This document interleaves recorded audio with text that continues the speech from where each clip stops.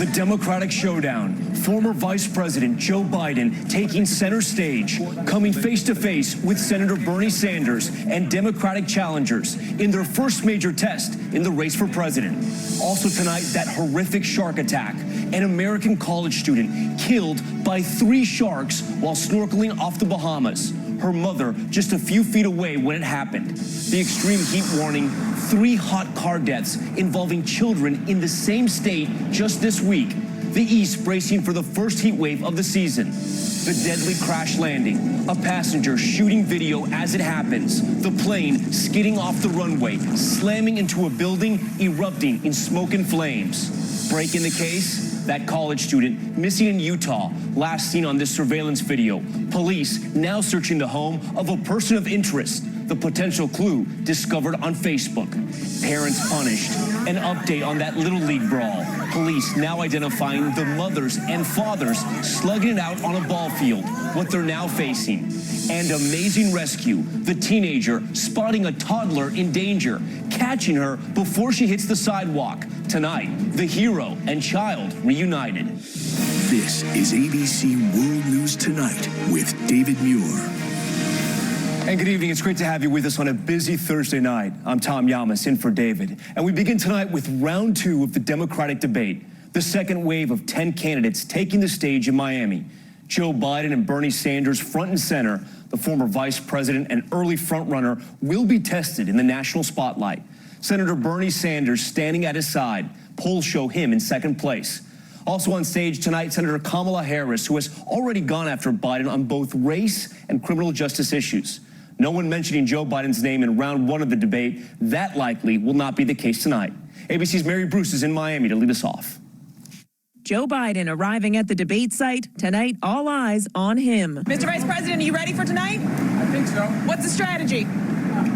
We'll see. Inside, Biden checked out where he'll be standing at center stage. Flanked by 9 of his opponents, the early frontrunner will be the night's prime target. Mr. Vice President, if your opponents come after you, what's the plan? Will you fight back? Hug him. Hug them? Kill them with kindness? Nice to see you. Running second in the polls, Bernie Sanders is expected to draw sharp contrasts with Biden. Outside of Miami today, Sanders swarmed by reporters during a visit to a facility for unaccompanied migrant children. Senator Sanders, what is your message to your opponents on immigration tonight? If I tell you, you'll tell them. Tonight, the stakes are also high for Pete Buttigieg. The 37-year-old mayor of South Bend, Indiana, burst onto the scene, but has been sidelined dealing with a racially charged police shooting in his hometown. This debate now a chance for him to reset. How's the prep going? It's a good day for a debate. Other candidates like Senator Kamala Harris looking to jumpstart their campaigns. Last night, former San Antonio Mayor Julian Castro had his breakout moment, giving a passionate response to that gut-wrenching photo from the border. Watching that image of Oscar and his daughter Valeria is heartbreaking. It should also piss us all off. Front and center in round 1, Senator Elizabeth Warren outlined her vision for the top issue facing voters. Healthcare is a basic human right, and I will fight for basic human rights. And Mary Bruce joins us now from Miami. Mary, last night, millions watching, at least one person watching from overseas, President Trump, who clearly did not like what he was seeing. Yeah, Tom, the president was watching, but he was clearly unimpressed, tweeting just a one-word response: boring. Now, earlier today, he touched down in Japan for the G20, so he has a jam-packed schedule and won't be able to watch tonight's debate live, but I'm told he will be paying close attention. Tom? Mary Bruce for us tonight in Miami. Mary, thank you. Next tonight, we have new reporting on the deadly shark attack off the Bahamas. Authorities believe an American college student was attacked by 3 sharks while on vacation with her family. Her mother just a few feet away when it happened. The family says the attack was so fast, there was no time to warn her. ABC's Victor Oquendo is in the Bahamas. Tonight, officials in the Bahamas are warning the public to be on alert for sharks after a family snorkeling trip turned deadly. It happened around 2 p.m. Wednesday off Rose Island, just northeast of Nassau. 21-year-old Jordan Lindsay, a college student from California, on a snorkeling expedition with the Sandy Toes Tour Company. Her mom just a few feet away when authorities say she was attacked by 3 sharks. Jordan bitten multiple times, her arm torn off. You can see a shark in this photo taken by another tourist in the same area 45 minutes before the attack. Shark attacks are rare. 3 sharks attacking one person, almost unheard of. For them to have so many sharks at once, it really kind of makes me wonder what was happening. It was a case of wrong place at the wrong time. Or potentially, the sharks were attracted in somehow, potentially by a dive operator, who knows. Sharks are protected here in the Bahamas. Not only are they important to the ecosystem, but to the economy as well, drawing more than $100 million annually from the diving industry. Jordan's father telling ABC News, Jordan was such a great daughter in person. We already miss her terribly. Her death marks the first fatal shark attack in the area in nearly a decade. Tiffany Johnson from North Carolina lost part of her arm to a shark while snorkeling here in 2017. Tom, everyone is being urged to exercise extreme caution and report any shark sightings. That's Rose Island right behind us where that deadly attack took place. Jordan Lindsay's family has been meeting with officials across Nassau as they work to bring her back home to California. Tom? Victor Oquendo reporting from Nassau tonight for us. Victor, thank you. Back here at home now in the extreme heat dangers heading into the weekend. Authorities in Texas reporting 3 hot car deaths involving children in the last 7 days. Police say a 1-year-old child was left in a car for about 5 hours near Galveston. The East on the brink of its first heat wave of the season. Let's get right to ABC senior meteorologist Rob Marciano. Rob, good evening. Good evening, Tom. We've nearly hit 90 now 2 days in a row. Philly, you've done it twice. D.C. 3 times. So you're in the heat wave, and here it is. Looks like it's going to extend right into the weekend. We do have some severe thunderstorms popping tonight across the Midwest. A threat for a tornado in Montana and a strong squall line moving through Wisconsin. Green Bay, Milwaukee getting clipped. Chicago might get hit as well. That'll cool you off temporarily, but the heat and humidity only build for the eastern half of the country into the weekend. Tom? Rob, thank you. Now to a possible major break in the search for that missing student in Utah. Vanishing after taking a ride share from the airport. Police questioning a person of interest searching his home. What authorities discovered inside. Here's ABC's Clayton Sandell. Tonight, a 10-day-old case that seemed to go cold now heating up. Detectives serving search warrants Wednesday in the case of missing 23-year-old college senior Mackenzie Lewick, carrying out bags of evidence just 5 miles from the park where Lewick was dropped off, meeting someone at 3 a.m., then vanishing. No arrests have been made. However, the owner of the residence where we served the warrant last night is a person of interest. Police say over the weekend someone gave away a mattress and a box spring at that residence, and someone with the homeowner's name posted this online ad giving away a mattress and a box spring for free. We ask those who took those mattresses or box springs to please contact the Salt Lake City Police Department. Investigators now scouring her digital footprint, including cell phones, texting, and dating apps, while her worried family waits. And tonight, police are not saying whether that person of interest is the same person they believe met Lewick in the park. Tom? Clayton Sandell reporting for us tonight. We head overseas now to the deadly emergency landing on a Siberian runway. A pilot and flight mechanic killed when the passenger plane skidded onto the grass, bursting into flames. Russian state news reporting nearly 24 people were injured. A passenger recording the frightening moments from inside the cabin. ABC's David Curley covers aviation for us. The Russian airline says tonight this was an emergency landing going bad, all caught on cell phone. The plane running off the runway onto the grass, not slowing down, its tires shredding and then crashing into a building. One of the pilots and a mechanic were killed. Russian state news agencies reporting 22 of the 43 passengers were injured in the crash and fire. The twin-engine plane was landing at an airport in Siberia, the impact crushing the nose of the AN-24 aircraft, a mainstay in the Russian commercial fleet. Russian authorities suggesting engine failure contributed to the crash. This is the second highly visible and deadly crash in Russia in 2 months. In early May, a Russian jetliner crashed at a Moscow airport, killing 41 on board, including an American. Of the 22 who were injured in today's incident, 15 were able to walk away. 7 were taken to the hospital. Tom? David Curley on that deadly crash tonight. All right, David, thank you. Back in the U.S. and the Supreme Court delivering 2 decisions today, including a major blow to the Trump administration.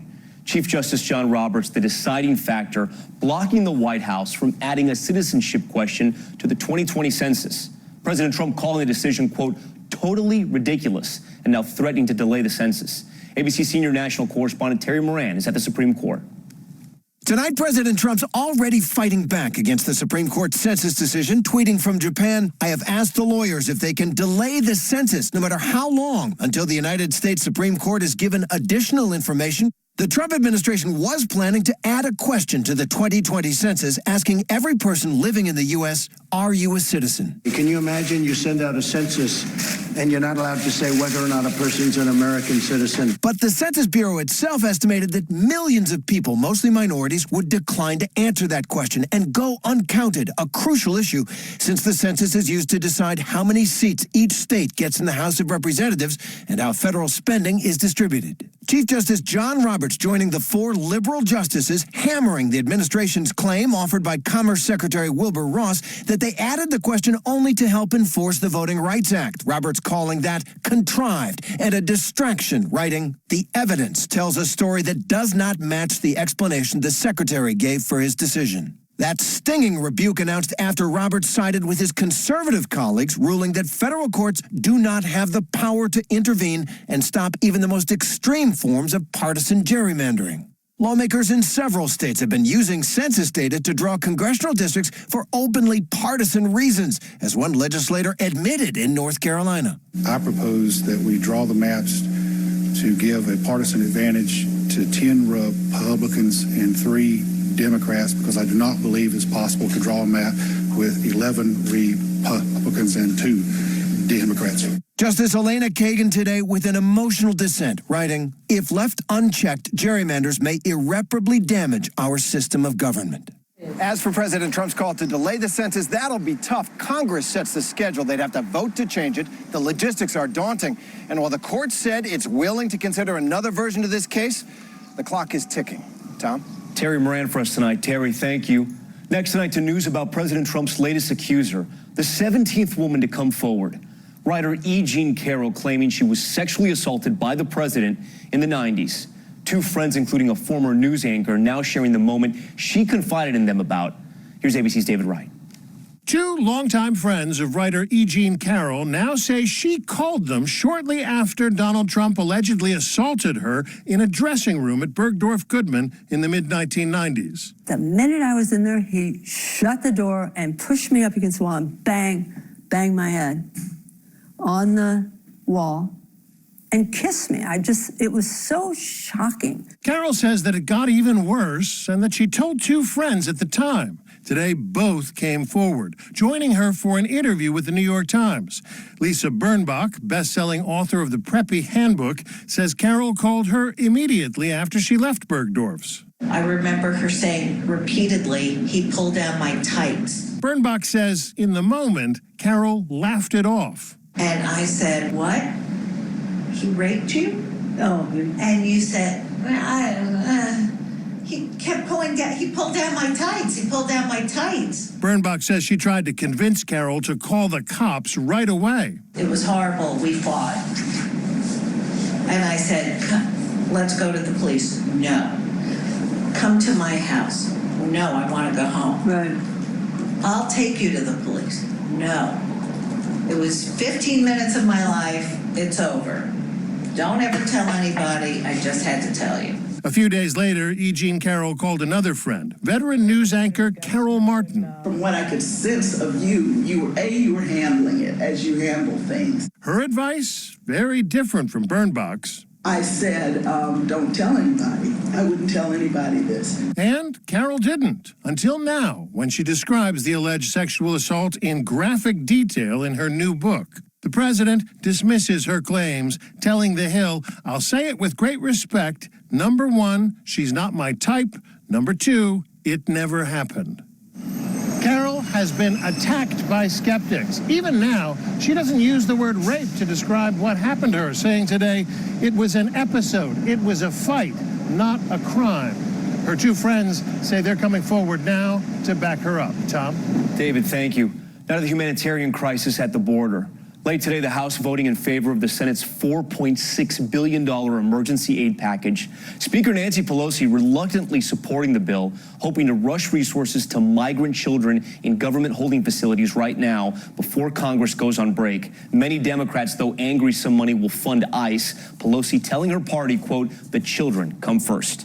And Back now with the 4th of July savings heating up as families get ready to fire up the barbecue this holiday. Savings on everything from grills to airline travel. ABC's Lindsay Davis with your money. It's the Best Buy 4th of July sale. Retailers are offering big bangs for your bucks. You'll do July 4th right. Ahead of those Independence Day fireworks. Lowe's is here to help with July 4th savings. Ready to fire up the grill? Starting today, Lowe's is offering a $70 discount on this model grill. And Home Depot staying competitive with $80 off this model. And for some extra fun in the sun, both stores are offering up to 50% off select patio furniture. Want to get away? Book by midnight tonight for flights as low as $49 on Southwest. As for your stay, Hotels.com is offering up to 40% off plus an extra 10% off lodging. That sale ends tomorrow. And those prepping for the great outdoors, save up to 40% off REI tents and sleeping bags. And it's not just outdoor sales. Best Buy is currently offering up to 40% off kitchen and laundry appliances and Tempur-Pedic with $800 in savings off its mattresses. Happy 4th of July in advance. Tom. Back to you, Lindsay. All right. And back now with our index and the stunning moment out of Turkey. A teenager on the street noticing a toddler hanging out of a second-story window, catching that 2-year-old girl as she fell. An incredible rescue. Everyone okay tonight? You see them there together. The family giving that 17-year-old from Algeria a cash reward for his heroism. A witness calling him a lion of a person for making that catch. Back here at home to an update on that brawl at a Little League game. Colorado police issuing disorderly conduct citations to 11 adults and 1 teenager for this June 15th brawl. All of them headed to municipal court. Punches started flying over a 13-year-old umpire's decisions. Games for both teams canceled for the rest of the season. And the warning for parents tonight, Fisher-Price urging consumers to stop using the incline sleeper accessory on ultralight day and night play yards. The recall applies only to the sleeper part on top. Look for these model numbers, some 71,000 units affected. Infant fatalities have been reported in similar incline sleepers. Fisher-Price says customers can return it for a refund. And finally tonight, the tiny officer with the big heart. It's America Strong. Like so many 7-year-old boys, Oliver Davis from Leawood, Kansas, wants to be a police officer. But instead of just playing dress-up, Oliver is already serving his community. Do you want a hug? I'd love it. Let me come to this side. For the last 2 years, Oliver has visited nursing homes in Kansas and Missouri nearly every week. Thank you. Do you want a hug? You're such a sweetheart. Handing out flowers, tickets for being cute, and hugs. Oh, I never dreamed I'd have a hug. Thank you. It started when he went to visit his own great-grandmother. That's when he got the idea. There were many people out there who could use a visit and a hug, and sometimes even a laugh. I got 4 boys. Boy, I forgot 2 sisters. You have 2 sisters? You're kind of mean to me. Oliver gets donations to buy the flowers, but he's also been known to use his own allowance, even his Christmas money. We don't know where all this goes. I love hugs. But Oliver is not slowing down. He's handed out more than 15,000 flowers. That's a lot of hugs. One lucky senior put it simply this way. Oh, you're so wonderful.